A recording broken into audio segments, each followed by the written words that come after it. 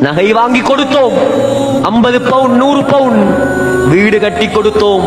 பெருநாள் வந்தால் பெண்களுக்கு ஆயிரக்கணக்கில் புடவை எடுத்து கொடுத்தோம். நோய் வந்தால் மருந்தெடுத்து கொடுத்தோம். மாச்சல் வந்தால் சுத்துவதற்கு கூட்டிக் கொண்டு போனோம். வீட்டு சாப்பாடு விருப்பம் இல்லையா, வா போவோம். ஹோட்டலா ஏறி இறக்கினோம். வெளிநாடுகளுக்கும் கொண்டு போனோம். எல்லாம் கொடுத்தோம். மார்க்கத்தை கொடுக்கவில்லை என்றால் நஷ்டம் சகோதரர்களே. எந்த மனைவிக்கு நீ நகை வாங்கி கொடுத்தாயோ, எந்த மனைவிக்கு நீ புடவை வாங்கி கொடுத்தாயோ, எந்த மனைவிக்கு நீ தொழுகையையும் விட்டு உழைத்து உழைத்து கொட்டினாயோ, அந்த மனைவிதான் முதலாவது கியாமத்துடைய நாளையில் உனக்கு எதிராக வருவாள்.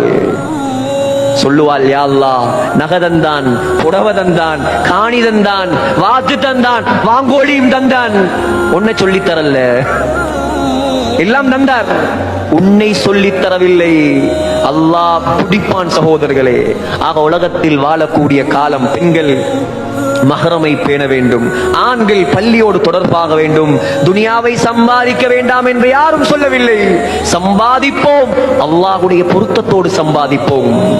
தஹஜ்ஜத் தொழுகையோடு நாம் தொழிலை ஆரம்பிப்போம்.